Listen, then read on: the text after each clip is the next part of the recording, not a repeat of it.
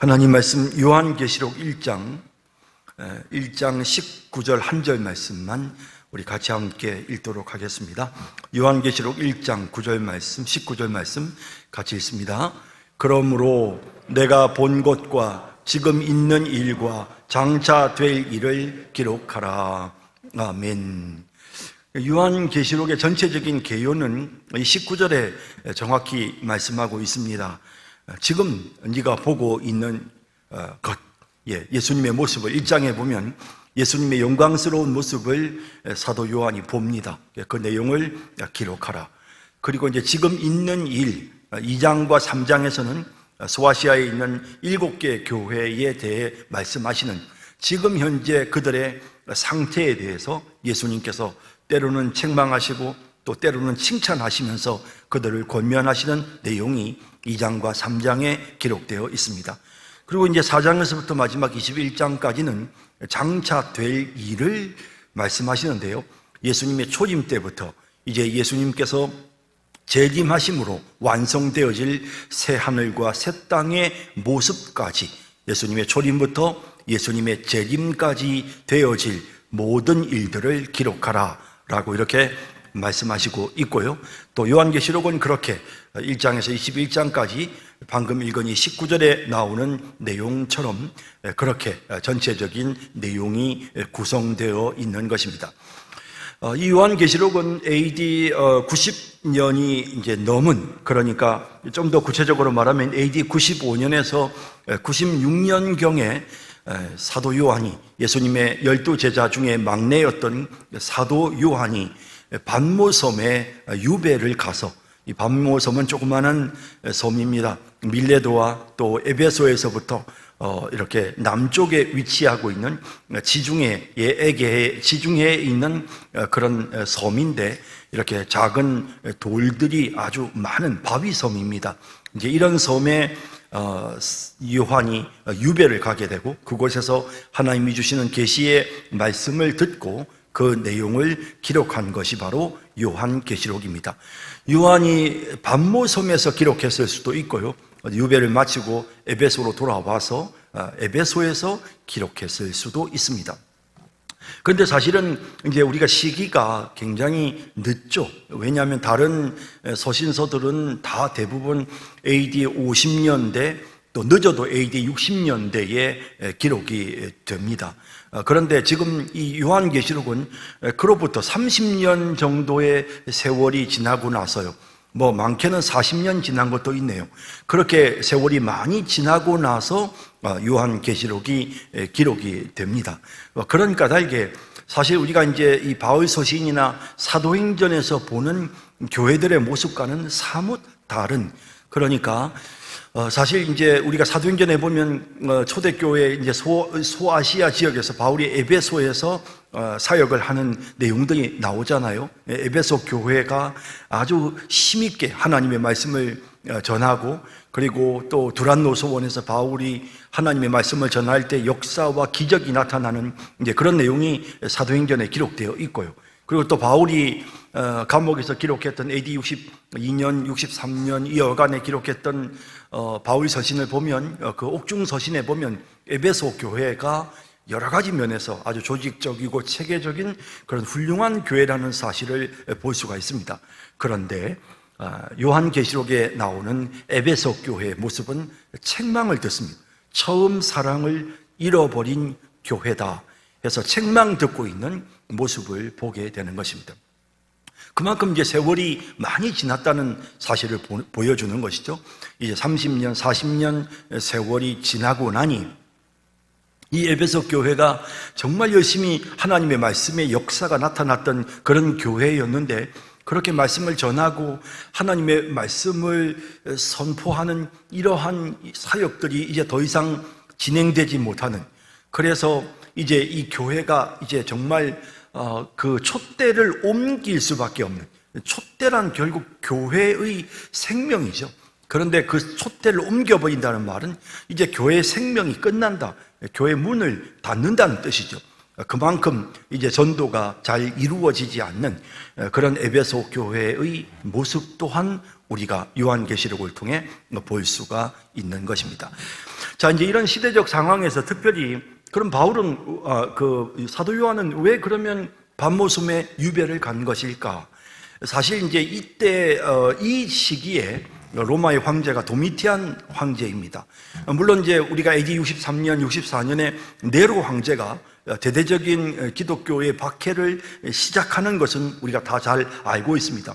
로마시에 불을 지르고 책임을 그리스도인들에게 돌리고 또 그리스도인들의 성찬식을 오해하고 사람들의 인육을 먹는 그런 악한 집단으로 폄하해서 대대적으로 그리스도인들을 죽였던 뭐 이런 우리가 그 초기의 그런 박해 때의 내용을 우리가 잘 알고 있는데, 이 AD 95년 지금 이 어간에 AD 90년부터 도미티안 황제는 그 당시에 이제 로마의 황제를 신으로 이렇게 부르는, 호칭하는 이제 그런 일들이 있었습니다. 뭐 그 이전에 뭐 줄리어스 시저로부터 신이라고 하는 신적 줄리어 시저라고 불리워지기 시작했으니까요. 이미 그 오래 전부터 그렇게 이렇게 어떤 로마의 황제를 신격화하는 분위기는 있었지만, 로마의 황제로서 직접적으로 추종하고 섬기도록 하는 황제 제사, 황제 숭배를 하지 않으면 처형하는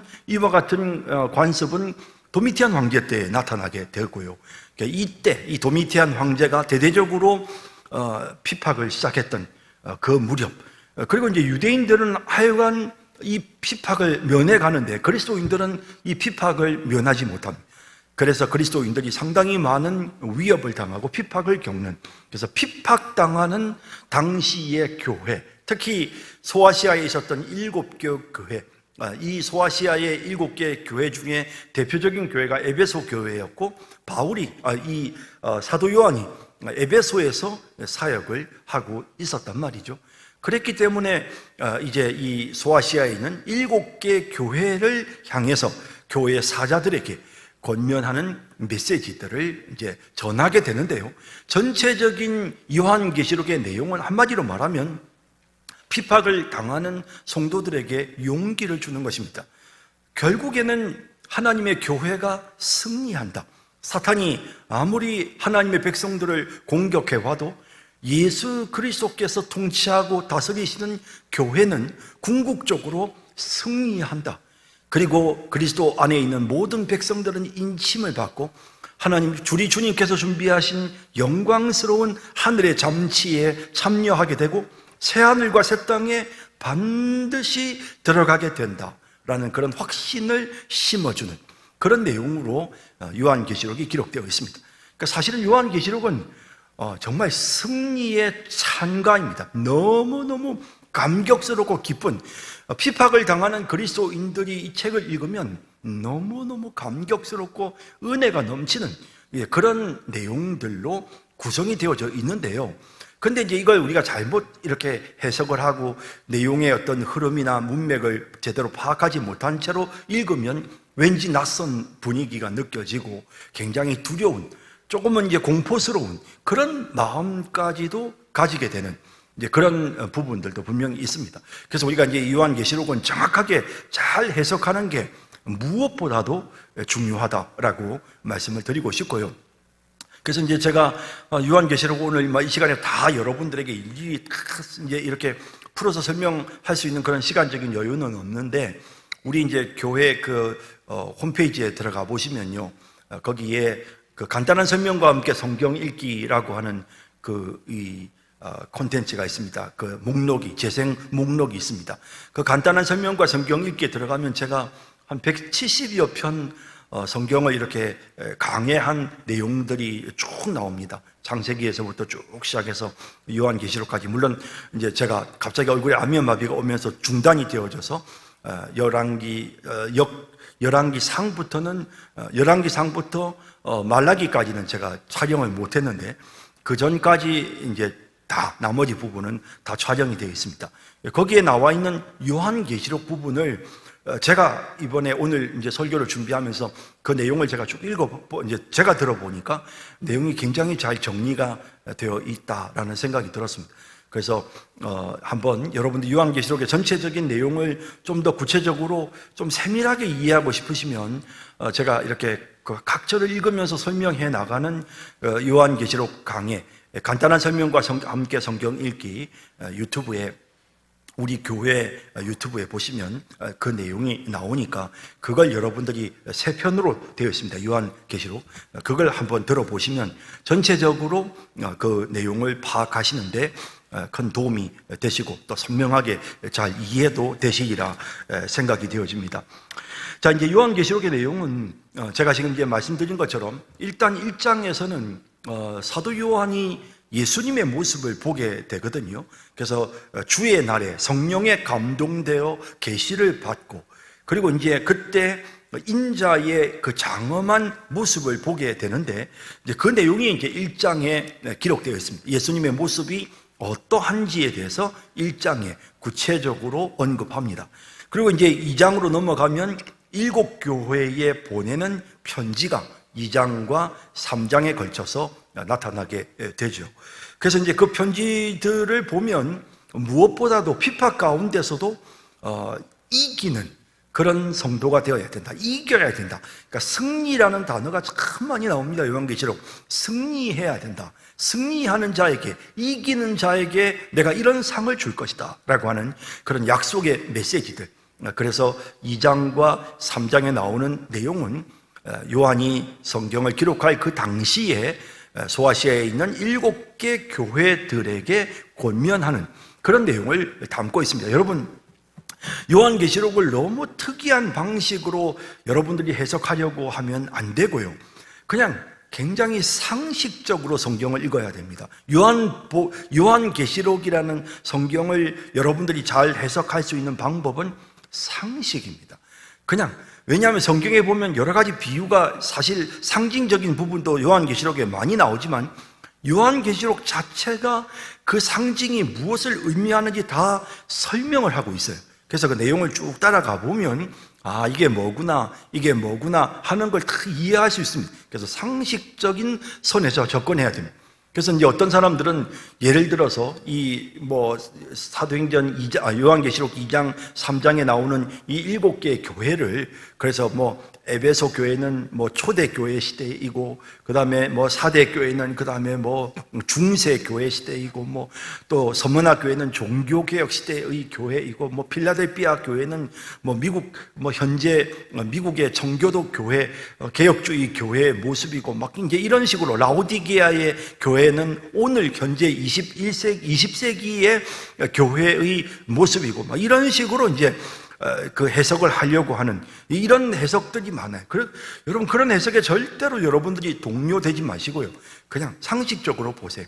그 당시에 그 7개의 교회들을 향하여 권면하는 그런 메시지가 나옵니다. 2장과 3장에는요. 그리고 이제 4장부터 시작해서 이제 4장에서 정말 영광스러운 천상의 모습이 이제 장차 되어질 일을 보여줍니다. 그래서 정말 그 영광스러운 하늘의 영광스러운 모습이 나타나죠. 4장에서부터. 그리고 이제 4장, 5장에서 거기에 보좌에 앉으신 어린 양이신 예수 그리스도의 모습이 등장하고 사람들이 그 어린 양을 찬양하는 그런 천상의 영광스러운 모습이 나타납니다. 그리고 이제 어린 양 앞에 인을 7 그 두루마리 책이 있는데, 이 두루마리 책은 이제 예수님의 초림부터 예수님의 재림까지 일어나게 되어지는 모든 역사의 과정을 기록하고 있는 책입니다. 그리고 이제 그 책이 펼쳐져야 역사가 진행이 되는 것이죠. 그렇게 해서 최종적인 종말을 통해서 이 역사가 이 두루마리 책에 있는 대로 쭉 전개가 되어져서 이제 세상에 종말이 오고 새하늘과 새 땅이 오게 되는데, 그런데 이 책을 인을 딱 임봉을 해버렸기 때문에 그래서 그 인을 뗄 사람이 없는 거예요. 그때에 이제 유다 지파의 예수 그리스도께서 이제 승리하신 예수님께서 유다 지파의 사자인 예수 그리스도께서 이제 인을 떼시죠. 그래서 6장에서 보면 이제 인 떼시는 내용이 나오기 시작합니다. 그래서 이제 6장에서 7개의 인을 떼는 내용이 나오고요.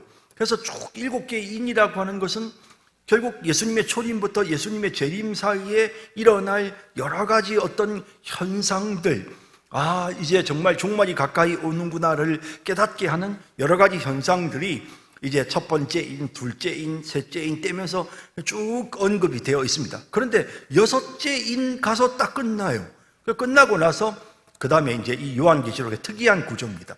그래서 이 요한계시록은 전체적으로 보면 7개의 인과 그리고 7개의 나팔과 7개의 대접이라고 하는 이런 어떤 그 기본적인 어떤 틀이 그렇습니다. 그래서 7개의 인 떼는 이야기, 7개의 나팔 부는 이야기, 7개의 대접을 쏟는 이야기가 나와요. 그리고 이제 그 사이에 막간이 있어요. 그러니까 이 7인과 7 나팔 사이에 막간이 나오는데요. 그게 이제 이 막간이 이제 7장과 7장에 보면 이제 막간이 나옵니다.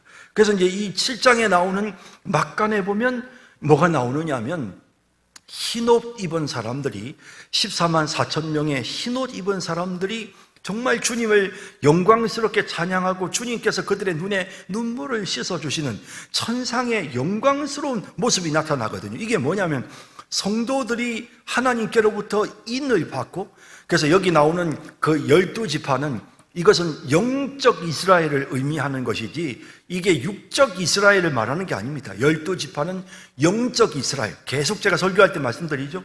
새 언약에서는 우리가 이스라엘이라고요. 그래서 그 영적 이스라엘 백성들 모두가 다 그 천상의 영광스러운 잔치에 참여하게 되고, 어린 양의 피로 씻어서 흰옷을 입은 사람들이 정말 주님을 영광스럽게 찬양하는 모습이 7장에 기록되어져 있죠.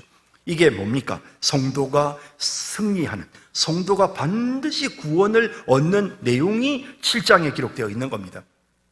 그리고 이제 8장과 9장에서는 앞서 제가 말씀드린 것처럼 7개의 나팔을 울려 부는, 그래서 7 나팔도 마찬가지예요. 예수님 초림부터 예수님 재림 사이에 일어나게 되는 그런 여러 가지 현상들을 보여주는 그런 구조로 되어 있죠. 그래서 8장과 9장에서 7 나팔이 무엇인지를 설명하는 내용이 나옵니다. 그리고 이제 7 나팔 중에 6번째 나팔을 딱 불고 나면 그러면 또 중단이에요. 이게 또 막간이 나옵니다. 그래서 이게 7개 이제 그 나팔 중에서 6개를 부르고 나면, 그러니까 이게 어떤 구조로 되냐면 7개의 인이 있는데 하나, 둘, 셋, 넷, 다섯, 6개의 인을 떼고 7개 인을 7번째 인을 딱 떼면 그게 7번째 나팔이 시작되는 거예요. 7인 안에 7개 나팔이 들어가 있는 거예요. 그래서 7번째 인 땜과 동시에 7 나팔이 시작돼서 7개의 나팔이 다 진행이 되고, 6번째 나팔 말고 이제 7번째 나팔을 딱 땜과 동시에 붐과 동시에 7개의 대접 재앙이 이제 쏟아지는 이제 이런 구조로 되어 있거든요. 그래서 이제 그런 구조로 진행을 해 나가는데, 방금 말씀드린 것처럼 6번째 나팔을 불고 그리고 7번째 나팔 불면서 7 대접이 시작되는데, 그 7 대접 시작되기 전에 또 막간이 나옵니다. 그래서 이제 이 막간이 10장, 11장, 12장, 13장까지에 걸쳐서 이 막간이 이제 계속 진행이 되는데요.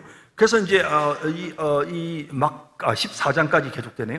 그래서 이제 이 막간이 계속되면서, 그러면서 이제 거기에 뭐가 나오느냐 하면 하나님의 교회가 결국에는 사탄과의 싸움에서 승리하는 내용이 나오는 것입니다. 아까 제가 7 인을 떼고 7 나팔을 불기 시작하는 그 사이에 막간에 성도들이 구원받고 승리해서 인침받아 하나님의 그 하늘나라의 영광스러운 잔치에 참여하는 모습을 보여준다 그랬죠. 지금 7 나팔과 7 대접 사이에 그 막간에도 어떤 내용이 나오느냐 하면 교회가 승리를 하는 거예요, 이 싸움에서. 그래서 사탄이 끊임없이 교회를 핍박하고 사탄이 정말 그리스도를 핍박하는데도 불구하고 결국에는 사탄의 세력이 멸망을 당하고 교회가 승리하게 되는 내용이 기록되어 있어요.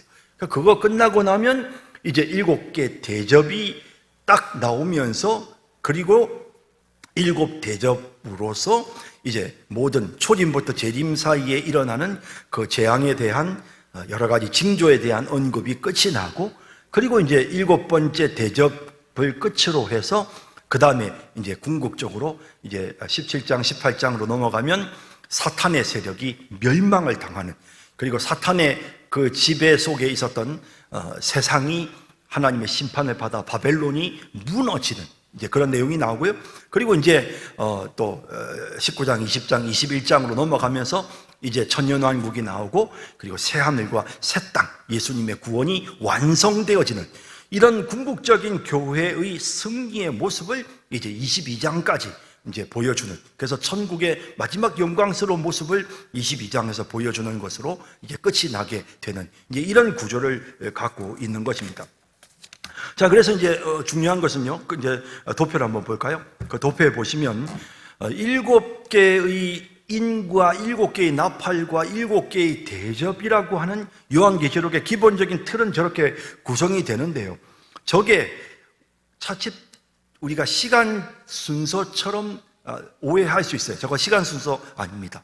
저게 결국에는 지금 오히려 우측편에 있는 그림이 훨씬 더 정확한 부분이라고 볼 수 있는데요.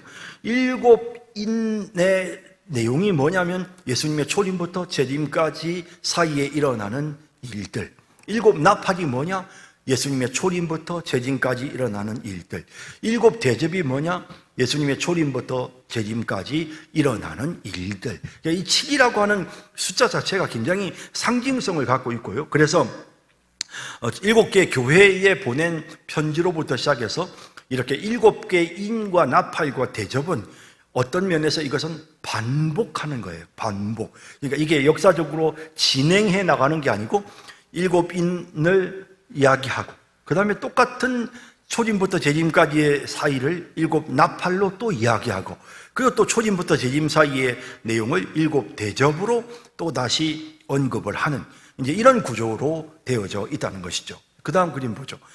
자, 그래서 이제 그렇게 보면서 인과 나팔과 대접이 이렇게 서로 계속해서 이제 저런 식의 형태로 가는데 그 사이에 막간에 이 인과 나팔 사이에 있었던 앞서 말씀드린 것처럼 7장에 보면 여기에서는 성도가 확실하게 구원받는다. 그래서 영적 이스라엘 백성들인 우리가 이제 어린 양의 피로 깨끗이 씻음받고 인을 받은 14만 4천 명에 속하는 우리가 반드시 구원받는다라고 하는 내용이 그 사이에 막간에 나오고 그리고 나팔과 대접 재앙 사이에 이제 나팔과 대접 사이에 이제 나오는 내용은 10장, 11장, 12장, 13장까지 14장까지 나오는 내용에서 교회가 승리하게 되고 사탄이 멸망을 당하게 되는 그런 내용이죠. 그리고 이제 대접 재앙 끝나고 나서도 역시 마찬가지로 세상이 멸망당하고 사탄이 멸망당하고 세상이 멸망당하고 그리고 새하늘과 새 땅이 이루어지는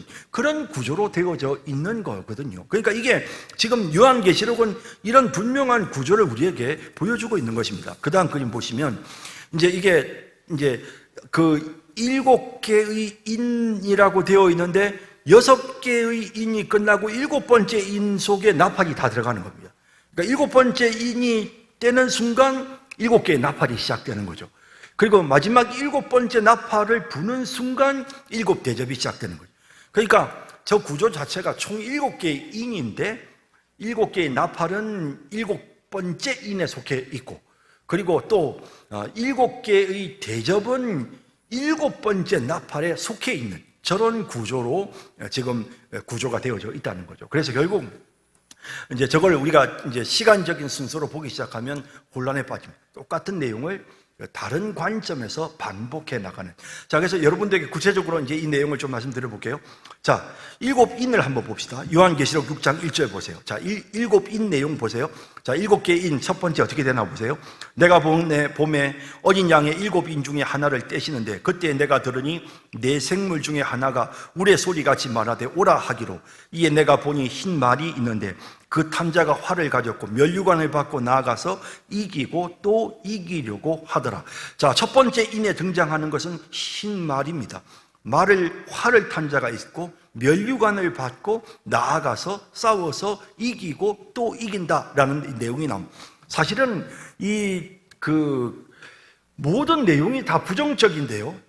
여기 첫 번째 인은 굉장히 긍정적인 메시지, 뉘앙스로 보여지잖아요. 그런데 학자들은 이걸 그렇게 해석하지 않고요. 여기 흰 말을 탄 이 사람은 이건 적그리스도, 그러니까 예수 그리스도의 모습으로 자기를 꾸민 그런 흰 말을 탄 자가 나타나서 사람들을 미혹하는, 예수님의 초림부터 예수님 재림 사이에서 일어나는 첫 번째 특징이 있는 사건은 무엇이냐? 사람들을 미혹해 하는 적그리스도가 나타나서 세력을 얻게 된다는 것입니다. 자, 또 3절 보시죠. 둘째 인을 떼실 때 내가 들으니 둘째 생물이 말하되 오라 하니 이에 다른 붉은 말이 나오더라. 그 탄자가 허락을 받아 땅에서 화평을 제하여 버리며 서로 죽이게 하고 또 큰 칼을 받았더라. 이 붉은 말이 뭔지는 잘 모르겠지만 그 붉은 말이 하는 일은 땅에서 화평을 제하고 서로 죽인다고 합니다. 또 큰 칼을 받았다고 합니다. 예, 제가 앞서도 말씀드렸죠. 요한계시록은 그냥 상식적으로 접근하시면 됩니다. 그래서 첫 번째 말씀드린 것처럼 흰 말을 타고 자신을 거짓되게 미혹시키는 이런 거짓 선지자들 출현하고요, 예수님의 초림부터 재림 사이에 끊임없이 이 붉은 말은 전쟁입니다. 땅에서 화평을 제하고 서로 죽이는 것, 이건 전쟁이잖아요. 그래서 두 번째 초림부터 재림 사이에 나타나는 현상은 바로 이 전쟁입니다. 자, 그 다음 세 번째는 뭘까요? 6장 5절. 셋째 인을 떼실 때 내가 들으니 셋째 생물이 말하되 오라 하기로 내가 보니 검은 말이 나오는데 그 탄자가 손에 저울을 가졌더라. 내가 네 생물 사이로부터 나는 듯한 음성을 들으니 이르되 한 데나리온에 밀 한 대요. 한 데나리온은 한 사람 하루 품삯 정도 되는데 그것 가지고 밀 한 대밖에 못 산답니다. 한 데나리온의 보리 석 대밖에 못 산답니다. 이거는 또 감람류와 포도주는 해치지 말라 하더라. 이거는 무엇을 말하겠습니까? 이거는 흉년을 의미하는 것입니다. 그래서 예수님의 초림부터 재림 사이에 일반적으로 가장 많이 나타나는 현상은 흉년입니다. 지금도 흉년으로 고통당하는 사람들은 많습니다. 그 다음 이제 네 번째인 7절에 보시면 넷째 인을 떼실 때 내가 넷째 생물의 음성을 들으니 말하되 오라 하기로 내가 봄에 청황색 말이 나오는데 그 탄자의 이름은 사망이니 음부가 그 뒤를 따르더라. 그들이 땅 4분의 1의 권세를 얻어 검과 흉년과 사망과 땅의 짐승들로서 죽이더라. 네 번째 인이 말하는 것은 사망입니다. 사람들이 죽는 거죠. 그래서 이게 뭐 전쟁이 됐던 이게 어떤 일이 흉년이 되었던 사고, 질병, 그게 뭐가 됐든지 간에 이 네 번째 사람들이 자기의 수명대로 살지 못하고 죽는 일들이 예수님의 초림부터 재림 사이에 나타나는 현상이라는 것입니다. 그 다음 9절. 다섯째 인을 떼실 때 내가 보니 하나님의 말씀과 그들이 가진 증거로 말미암아 죽임을 당한 영혼들이 제단 아래에 있어 큰 소리로 불러 이르되 거룩하고 참되신 대주제여 땅에 거하는 자들을 심판하여 우리 피를 갚아주지 아니하시기를 어느 때까지 하시려 하나이까 하니 각각 그들에게 흰 두루마기를 주시며 이르시되 아직 잠시 동안 쉬되 그들의 동무종들과 형제들도 자기처럼 죽임을 당하여 그 수가 차기까지 하라 하시더라. 다섯 번째 인이 말하는 것은 그건 핍박입니다. 교회가 핍박을 당하고 많은 사람들이 예수 믿는다는 이유로 순교하는 이런 일들이 일어나죠. 이건 예수님의 초림부터 재림 사이에 일어나는 일반적인 일입니다. 지금도 회교권에서는 이슬람권에서는 예수를 믿는다는 이유로 참수를 당하고 죽는 이런 일들이 지금 현재도 일어나고 있습니다. 자, 그 다음 여섯 번째 인 12절. 내가 보니 여섯째 인을 떼실 때에 큰 지진이 나며 해가 검은 털로 짠 상복같이 검어지고 달은 온통 피같이 되며 하늘의 별들이 무화과 나무가 대풍에 흔들려 설익은 열매가 떨어지는 것 같이 땅에 떨어지며 하늘은 두루마리가 말리는 것 같이 떠나가고 각 산과 섬이 제자리에서 옮겨지매 땅의 임금들과 왕족들과 장군들과 부자들과 강한 자들과 모든 종과 자유인이 굴과 산들의 바위 틈에 숨어 산들과 바위에게 말하되 우리 위에 떨어져 보좌에 앉으신 이의 얼굴에서와 그 어린 양의 진노에서 우리를 가리라. 그들의 진노의 큰 날이 이르렀으니 누가 능히 서리요 하더라. 여섯째 인을 깰 때에는 이제 하나님의 진노가 쏟아져 내리는, 그래서 하나님께서 세상을 심판하시기 위해서 막 이 우주에 막 이런 어떤 여러 가지 현상이 막 하늘과 땅이 천지개벽을 하는 이런 일들이 일어나게 되는 예수님의 초림과 재림 사이에 나타나는 그런 현상, 이렇게 해서 이제 6가지를 이제 설명을 한 것입니다. 자, 이렇게 6가지를 설명을 하고 나서 보세요. 자, 일곱째 나팔 넘어갑니다. 8장 1절에 나오는데요. 일곱째 인을 떼실 때에, 자, 일곱 번째 인을 떼는데, 아까 제가 말씀드렸죠. 일곱째 인 안에 7개의 나팔이 다 들어간다고 말씀드렸죠. 일곱째 인을 떼실 때 하늘이 반 시간쯤 고요하더니 내가 보며 하나님 앞에 7 천사가 서 있어 7 나팔을 받았더라 라고 되어 있죠. 또 다른 천사가 와서 제단 곁에 서서 금향로를 가지고 많은 향을 받았으니 이는 모든 성도의 기도와 합하여 보좌 앞 금제단에 드리고자 함이라. 이 모든 재앙이 그냥 일어나는 것이 아니고 성도들의 기도와 관계가 되어 있어요. 향년이 성도의 기도와 함께 천사의 손으로부터 하나님 앞으로 올라가는지라. 천사가 향로를 가지고 제단에 불을 담아다가 땅에 쏟음에 우레와 음성과 번개와 지진이 나더라. 7 나팔을 가진 7 천사가 나팔 불기를 준비하더라. 여러분, 이 7 인과 7 나팔과 그리고 7 그 대접이 공통적으로 가지는 게 있어요. 이게 뭐냐면요, 이 모든 것들이 이게 생명책에 기록되지 않은 자들에게 나타나는 현상이라는 거예요. 그러니까 생명책에 기록되지 못한, 구원받지 못한 자들에게 대한 하나님의 심판이라는 거예요. 그러니까 이게 성도들의 기도가 하나님 앞에 올리워지면 하나님께서 그걸 가지고 세상에 쏟아 부으시는데, 이 쏟아 부으시는 이 모든 재앙들이 뭐냐면 결국에는 하나님이 심판하시는 거예요. 악한 자들에 대해, 하나님의 백성들에게 고통을 주는 자들에 대한 하나님의 심판이라는 거예요. 그러니까 우리가 그걸 두려워할 필요가 없다는 거죠. 자, 그러면서 이제 보세요. 7 나팔이 시작됩니다. 자, 8장 6절. 7 나팔을 가진 7 천사가 나팔 불기를 준비하더라. 첫째 천사가 나팔을 부니 피 섞인 우박과 불이 나와서 땅에 쏟아짐에 땅의 3분의 1이 타버리고 수목의 3분의 1도 타버리고 각종 푸른 풀도 타버렸더라 라고 되어 있습니다. 자, 여기서 이제 우리가 보면 지금 앞서 7 인과는 또 다른 방향으로 흘러가요. 왜냐하면 7 인은, 보세요, 7 인은 앞서 거짓 선지자들이 나타나고 적그리스도가 나타나서 사람들을 미혹해 하는 것에서부터 시작해서 전쟁이 일어나고, 그리고 또 뭐였습니까? 가뭄이 찾아와서 먹고 살 수 없는 흉년이 찾아왔고, 그리고 또 사고가 일어나고 사람들이 죽고 막 천재지변이 일어나고 예수 믿는 사람들이 핍박을 당하고 하는 이런 일련의 과정들이었잖아요. 그런데 7 나팔은 이제 그것이 자연에 대한 하나님의 심판의 모습으로 나타나는 거예요. 그래서 이게 똑같이 초림부터 재림 사이에 일어나는 일이지만 그 대상과 어떤 성격이 7 인과 7 나팔이 서로 좀 달라요. 7 나팔은 보니까 자연에 대한 하나님의 심판이구나. 그래서 땅이 심판을 받는, 그래서 땅이 결국 인간의 범죄로 인해서 땅이 하나님의 심판을 받는 일들이 초림부터 재림 사이에 일어나게 된다는 것이죠. 화재가 나서 산이 다 없어지고 땅에 재앙이 찾아오게 되어지고 하는 이런 일들이 이제 일어난다는 거죠. 그리고 보세요. 그 다음 8절에 보시면 둘째 천사가 나팔을 부니 불 붙는 큰 산과 같은 것이 바다에 던져지며 바다의 3분의 1이 피가 되고, 바다가 심판을 받습니다. 바다 가운데 생명 가진 피조물들의 3분의 1이 죽고 배들의 3분의 1이 깨지는, 그래서 바다가 하나님의 심판의 대상이 된, 초림과 재림 사이에 이 바다에서 여러 가지 많은 정말 안타까운 일들이 일어나게 된다는 걸 보여줍니다.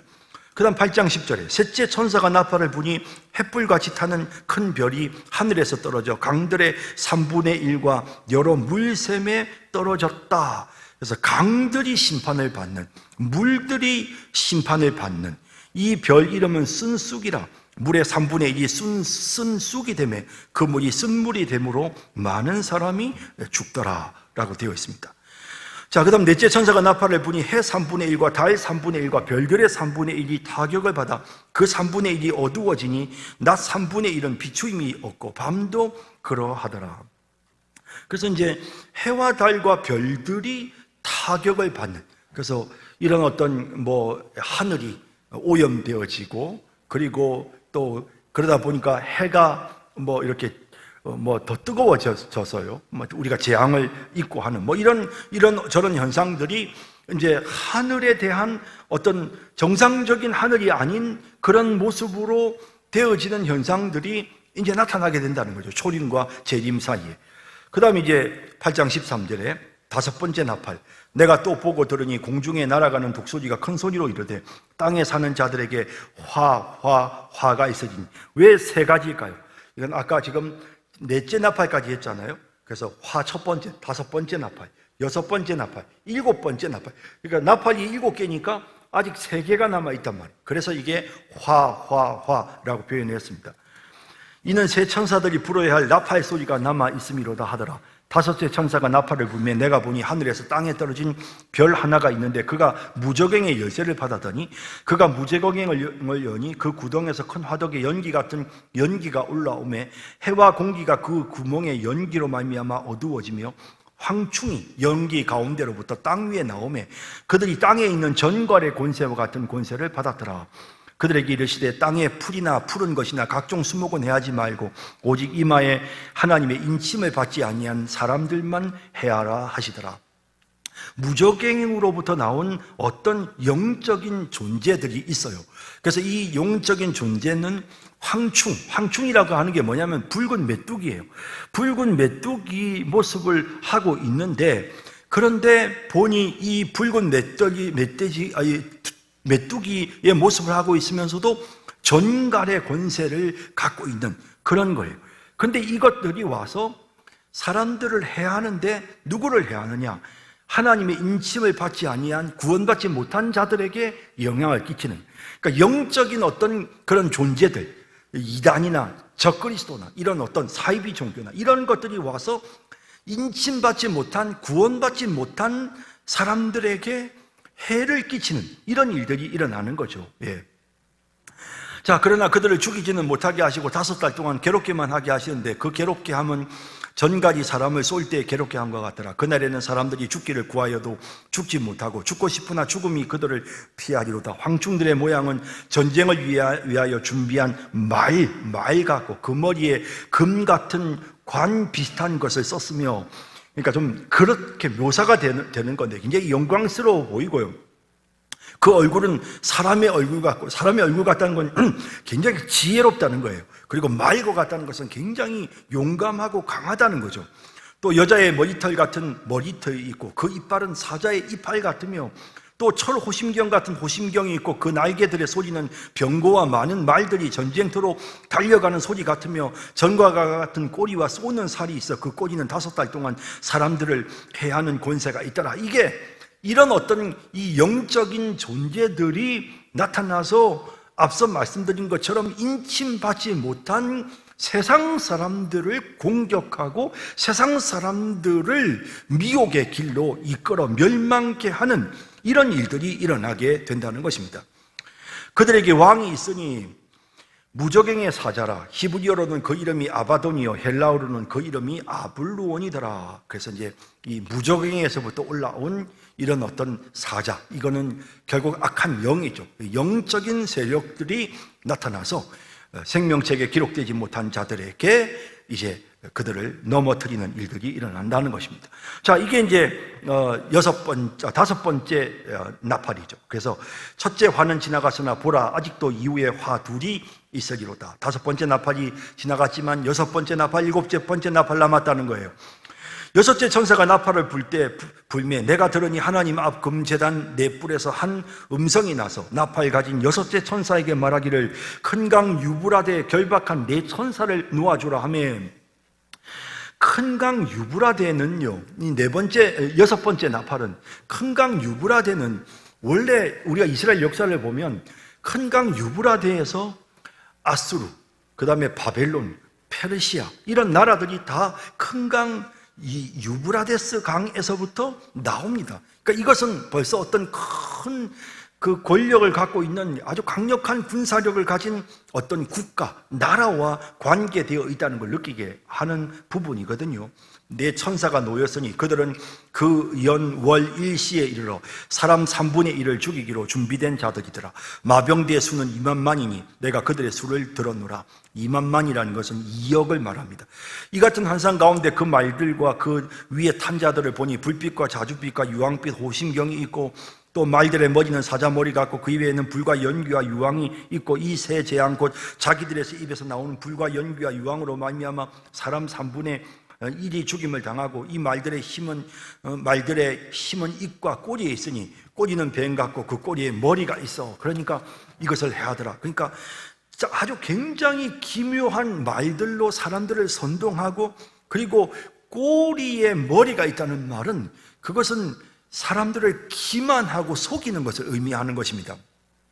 그러면 여기서 말하는 이 6번째 나팔은 뭐냐면 결국에는 어떤 강력한 국가가 나타나서 이런 나라들이 국민들을 속이고 미혹해 하고 국민들에게 고통을 주고 괴로움을 주는 이런 일들을 하게 한다는 것입니다. 그 다음 또 9장 20절에 이 재앙에 죽지 않고 남은 사람들은 손으로 행한 일을 회개하지 아니하고 오히려 여러 귀신과 또는 보거나 듣거나 다니거나 하지 못하는 금은 동과 목속의 우상에게 절하고 또 그 사진과 복술과 음행과 도둑질을 회개하지 아니하더라. 그러니까 이 재앙을 겪으면서도 죽지 않고 살아있는 자들이 이들이 보면 자기들의 잘못을 회개하지 않고 있다는 걸 보여주죠. 이건 무슨 말이냐면 결국 이런 모든 재앙들이 타겟이 바로 믿지 않는 자들, 생명책에 기록되지 않은 자들에게 이런 하나님의 심판적 이런 재앙이 찾아오게 된다라는 사실을 보여주는 것입니다. 자, 이렇게 해서 이제 7 나팔까지 나오고 그 다음에 이제 7 대접이 나오겠죠. 이게 이제 7 대접은 7번째 나팔을 불면서 시작되겠죠. 보세요. 16장 1절에 또 내가 들으니 성전에서 큰 음성이 나서 7 천사에게 말하되 너희는 가서 하나님의 진노의 7 대접을 땅에 쏟으라 하더니 첫째 천사가, 자, 7 대접이 이제 시작됩니다. 첫째 천사가 가서 그 대접을 땅에 쏟음에 짐승의 표를 받은 사람들과 그 우상에게 경배하는 자들에게 악하고 독한 종기가 나더라 라고 되어 있죠. 여기 2절에 나오는, 보세요. 여기 나오는 이 부분은 어디서 많이 본 것 같지 않습니까? 내용을 보면 악하고 독한 종기가 나는 건 이건 애굽에서부터 출애굽할 때 그 애굽 사람들에게 임했던 하나님의 심판의 내용을 그대로 보여주는 것입니다. 그래서 그런 심판이 애굽 백성들이 하나님의 백성들을 괴롭게 했기 때문에 그들이 심판받은 것처럼 그런 심판이 이들에게도 임하는데요. 중요한 것은 뭐냐면 이들이 이 심판을 받는 대상이 누구냐면 뭡니까? 짐승의 표를 받은 사람들과 우상에게 경배하는 자들에게 이와 같은 일들이 일어난다는 거예요. 하나님의 백성들에게 이런 고난이 찾아오는 것이 아니고 하나님을 모르는 악인들에게, 하나님의 백성들을 죽이는 악한 자들에게 이런 하나님의 준엄한 심판이 찾아온다는 걸 보여주는 겁니다. 16장 3절 둘째 천사가 그 대접을 바다에 쏟음에 바다가 곧 죽은 자의 피같이 되니 바다 가운데 모든 생물이 죽더라. 바다가 하나님의 심판을 받습니다. 셋째 천사가 그 대접을 강과 물 근원에 쏟음에 피가 되더라. 예, 물이 하수가 피로 변하는 것. 이 재앙, 7 재앙과 우리가 이스라엘 백성들이 겪었던 열재앙과 비슷한 내용들, 애굽 사람들이 겪었던 열재앙과 비슷한 내용들로 하나님의 심판이 세상에 임한다는 것입니다. 내가 들으니 물을 차지한 천사가 이르되 전에도 계셨고 지금도 계신 거룩하신 이여 이렇게 심판하시니 의로우시도다. 그러니까 이 모든 일들은 결국 하나님의 심판적 성격으로 일어나는 재앙입니다. 이게 하나님의 백성들을 고통스럽게 하고 괴롭게 하기 위해서 이런 심판이 나타나는 것이 아니고 모든 악인들에 대해 하나님이 심판하시기 위해 이런 재앙을 내리신다는 것을 보여주는 것입니다. 그러면서 16장 6절에 그들이 성도들과 선지자들의 피를 흘렸으므로 그들에게 피를 마시게 하시는 것이 합당하니이다 하더라. 또 내가 들으니 제단이 말하기를 그러하다. 주 하나님 곧 전능하신 이시여 심판하시는 것이 참되시고 의로우시도다 하더라. 넷째 천사가 그 대접을 해에 쏟음에 해가 권세를 받아 불로 사람들을 태우니 사람들이 크게 태움에 태워진지라. 이 재앙들을 행하는 권세를 가지신 하나님의 이름을 비방하여 또 회개하지 아니하고 주께 영광을 돌리지 아니하더라. 결국 이런 고통을 겪고 있는 자들은 회개하지 아니하는 자들이 이런 고통을 겪는 것입니다. 그리고 이제 우리가 이 본문을 보면서 보세요. 크게 태움으로 태워지는, 그래서 이제 이산화탄소가 너무 많이 발생해서 오존층이 붕괴가 되어지니까 햇빛의 그 나쁜 광선들이 그대로 우리에게 오고요. 그러다 보니까 사람들이 이제 막 피부가 빨리 노화되고 일찍 죽고 또 자외선에 노출되어지면서 우리의 건강에 굉장히 치명타가 일어나고, 그러면서 지구의 전반적인 온도가 지금 막 상승하고 뭐 이런 우리가 일들을 겪으니까 이런 본문을 보면 이게 아마 그런 걸 의미하는가 보다라고 우리가 해석할 수 있는 거예요. 그런데 불과 100년 전의 사람들은 이 구절을 보면서 지금 제가 말씀드린 이런 걸 상상도 하지 못했어요. 뭐 오존층이 어디 있는 걸 100년 전의 사람들이 어떻게 알았겠으며, 그리고 뭐 지구의 어떤 온도가 자꾸 올라가게 되어지고 뭐 자외선이 어떻고 이런 거 100년 전의 사람들은 상상도 하지 못했으니 이 구절을 봐도 무슨 말인지 이해가 안 됐을 거예요. 그렇다면 100년 뒤에 사람들이 이 구절을 읽을 때는 또 다른 어떤 것으로 해석할 수도 있는 거예요. 우리가 지금 과학적으로 잘 몰라서 그렇지 100년 뒤에 갔을 때 과학이 발달하면 우리가 모르는 새로운 무슨 일들이 일어나서 이 본문이 그걸 말씀하려고 여기 기록했구나, 그때 가서는 또 해석이 달라질 수도 있습니다. 그래서 굳이 이런 본문을 가지고 이게 뭐다라고 설명할 필요가 없는 것입니다. 그냥 예수님의 초림부터 재림 사이에 이런 하나님의 여러 가지 많은 재앙들이 나타나는구나. 그런데 이 재앙은 하나님의 백성들을 해롭게 하는 악인들에 대한 하나님의 심판적 재앙이구나. 우리가 그걸 알면 되는 것입니다. 자, 10장 10절. 또 다섯째 천사가 그 대접을 짐승의 왕자에 쏟으니 그 나라가 곧 어두워지며 사람들이 아파서 자기 혀를 깨물고, 나라가 캄캄한 어두움 속에 빠지는 것, 이것도 역시 우리가 이제 그 열재앙에 나오는 애굽에서 어둠이 찾아왔던 것과 관계가 되어져 있는 부분이죠. 짐승의 왕자는 어떤 국가의 어떤 세력을 말하는 어떤 나라에 대한 하나님의 심판, 아픈 것과 종기로 말미암아 하늘의 하나님을 비방하고 그들의 행위를 회개하지 아니하더라. 또 여섯째 천사가 그 대접을 큰 강 유브라타에 쏟음에 강물이 말라서 동방에서 오는 왕들의 길이 예비되었더라. 또 내가 보매 개구리 같은 새 더러운 영이 용의 입과 짐승의 입과 거짓 선지자의 입에서 나오는데, 그래서 이 용은 이건 사탄 마귀, 계속 사탄 마귀고요. 짐승은 이 짐승은 결국 어떤 세상의 어떤 그런 권력, 또 뭐 세상 나라, 뭐 거짓 선지자, 뭐 영적인 적그리스도 같은 이런 존재들이죠. 그들은 귀신의 영이라 이적을 행하여 온 천하 왕들에게 가서 하나님 곧 전능하신 이의 큰 날에 있을 전쟁을 위하여 그들을 모으더라. 보라, 내가 도둑같이 오리니 누구든지 깨어 자기 옷을 지켜 벌거벗고 다니지 아니하며 자기의 부끄러움을 보이지 아니하는 자마다 복이 있도다. 새 영이 히브리어로 아마겟돈이라 하는 곳으로 왕들을 모으더라. 이 아마겟돈이라는 말은 무깃도라는 이 헬라어를 히브리어로 아마겟돈이라고 하는데 지역의 이름입니다. 그 지역은 아주 빈번하게 전쟁이 일어났던, 전쟁이 아주 많이 일어난 지역이 이 아마겟돈, 무깃도입니다. 그래서 지금 이제 그 내용을 이야기를 하는 것입니다. 그리고 이제 일곱째 천사가 그 대접을 공중에 쏟음에 큰 음성이 성전에서 보좌로부터 나서 이르되, 이제 마지막 일곱 번째 대접을 쏟아붓는데 번개와 음성과 우레소리가 있고 또 큰 지진이 있어. 얼마나 큰지 사람이 땅에 있어 온 이래로 이같이 큰 지진이 없었다. 이게 마지막, 그러니까 지금까지는 일곱 번째 인이라고 하면 7개의 나팔로 넘어갔잖아요. 7번째 나팔은 또 7개의 대접으로 바로 넘어갔잖아요. 근데 7번째 대접은 있어요. 더 이상 뒤로 넘어가지 않아요. 왜? 이게 마지막이기 때문에. 그래서 7번째 대접을 쏟으니까 온 땅에 지진이 일어나고 16장 19절에 큰 성이 세 갈래로 갈라지고 세상이 하나님의 심판을 받습니다. 만국의 성들도 무너지니 큰 성 바벨론, 이거 세상입니다.